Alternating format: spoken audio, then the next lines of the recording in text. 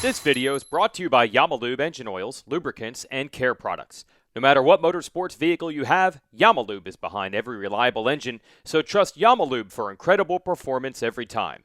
Look for the full line of Yamalube care and maintenance products at your nearest Yamaha dealer.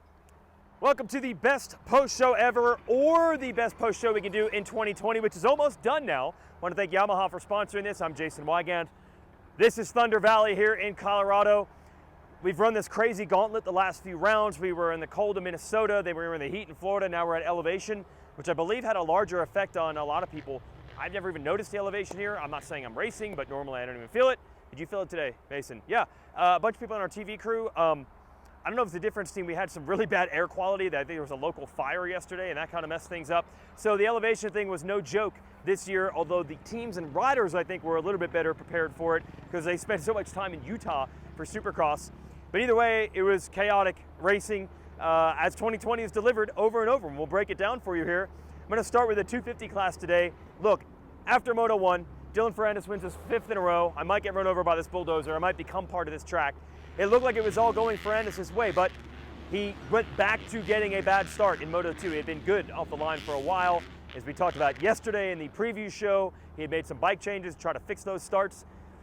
When you start around 10th, there's a chance you're going to get caught in someone else's mess, and that's exactly what happened when Brandon Hartranft and Hunter Lawrence were battling. They actually ended up knocking Ferrandis down, incidentally. He's able to claw his way all the way back to 3rd in the end, but that was the difference. Jeremy Martin finished 2nd to at least stay in it mathematically for the championship, headed to the finale, and Justin Cooper takes the win, and that was huge. I mean, the emotion for Cooper coming over this line, fist pumping, revving it, got to share the podium with his dog, which I don't think would normally happen if we had the typical podium surrounded by other riders. So all 3 riders had something to be proud of. Martin keeps his title hopes alive.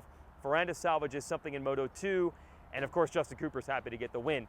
Here's all 3 of our podium finishers in the 250 class. Yeah, I actually didn't really execute my first moto start the best, so that was kind of a bummer. I really sprinted the first couple laps to get myself in a position to, get towed away with the leaders, my teammates. So pumped on that, and I guess settled a little bit too much in the middle of the first moto. So nothing I'm mad about. It was still a good ride, but it was definitely good. I kind of took second in a way and tried to save as much energy as I could for the second moto, to give it everything I had, because second is as good as the first one, and it's pretty much what my mindset was going into for the rest of the day. And yeah, it all panned out pretty good. So I'm stoked on the day. It's good to get the win with a round to go. I was kind of putting a lot of pressure on myself to execute it, and it feels really good. It's a lot of weight lifted off my shoulders. I think everyone around me expects this of me. So definitely good to, put it behind me and go into next weekend and try and do the same thing with a little bit less pressure. I was in bad position. I really wanted to get as most point as possible, so I gave everything I had. And bad start. I don't know what happened, and small crash with behind Hunter, and was nothing I could do. And then just put my head down and give everything I had. For sure, the track was gnarly, but was kind of good to ride, and almost better than Moto 1. And I think finish P5 in the second moto would have been a disaster. So I really gave everything I had to pass the guy. And P3, it's damage control, I think. And we go to the next round with 18 point on Gmart, which is better than 0. And we see today the team make a really great job. Our bike, our Yamaha Star Racing Monster Energy bike was really awesome. The power was incredible. And all the sponsor behind, Bell 100%, Tor, Alpine Star, and all the people who support the team. It's really important, and thank you very much.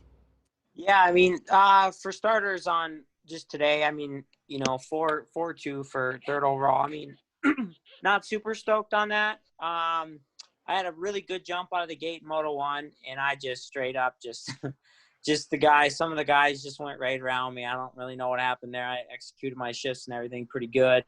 And then it was just a dogfight, really, the whole first moto. I was just trying to catch the blue bikes, and I inched up on Shane a little bit, but I get up on him a little bit and then he'd sprint and kind of get away and stuff. So Moto 2, we made a change with gearing, and it just helped a ton out of the gate. And I got off to a really good start. And I tried to definitely get in on Justin there, but he was riding really well.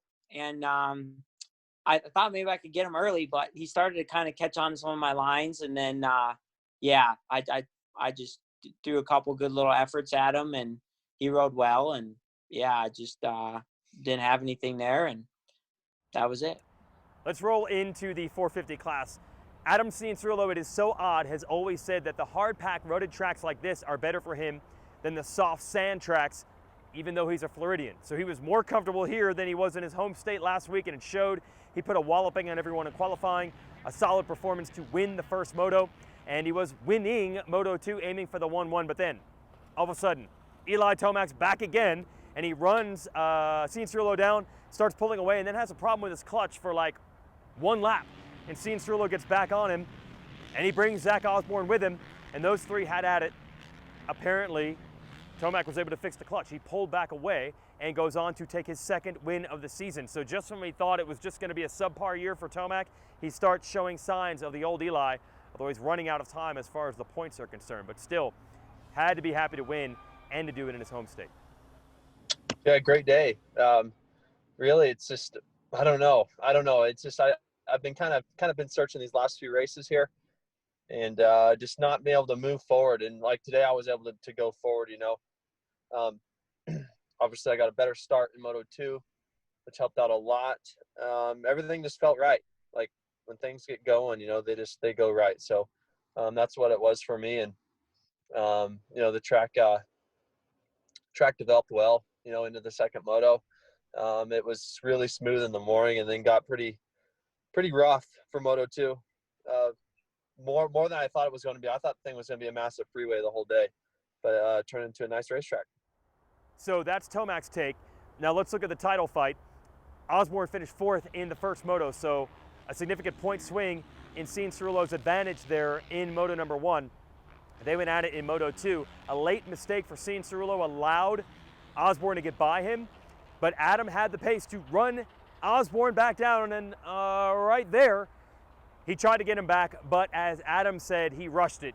The pass wasn't quite there. He sent it in so deep that he ended up getting the short end of the stick, and that allowed Osborne to get away, and Cianciarulo went off the track. So Osborne gets a few of the points that he lost in Moto 1 back. Overall, it was a 5-point swing in Cianciarulo's favor today, but he would have liked to have gotten that 1-1. It might not matter. A 24-point lead for Osborne. It could have been 20. Cianciarulo is still going to need a mistake or a problem for Osborne at the finale. But it sure is fun to watch these two guys go at it. Let's hear the second and third place overall finishers take us through their day. Yeah, I think it was a great moto. Zach and I locked bars on the start, and man, I just sent it into those first couple corners and was able to come out, past Marvin there, was able to get to the lead, and set a really good pace there in the beginning. And I had a feeling it was Eli behind me, and I feel like I put up a really good fight there. He had a couple lines that were better than me. Once he got by, I was able to kind of latch on a little bit there. And stay close to him, and then unfortunately just made a mistake right there before the mechanics area. It sucked because I coming into that corner, I was so undecided on which line I was going to hit, and ultimately that's probably cost me.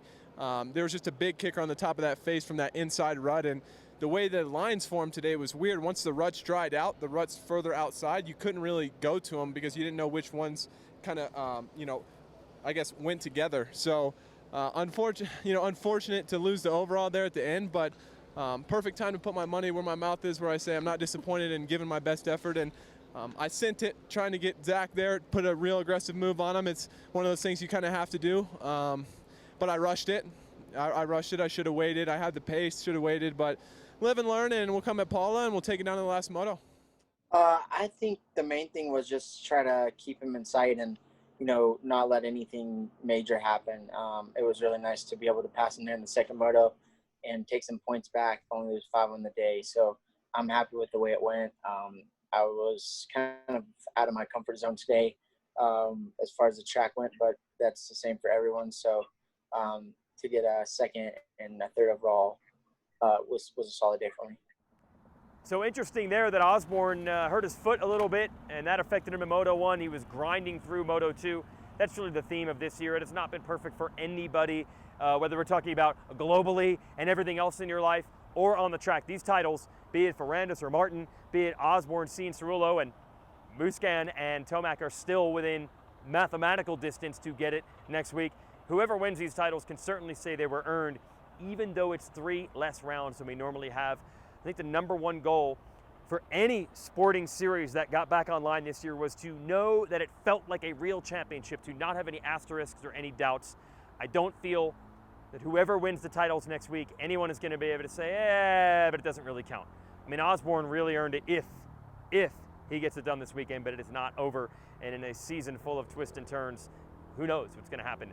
I want to thank Yamaha for backing these shows. Thanks to you folks for watching, and we'll see you one more time. What else does 2020 have in store? We'll see you in Pala.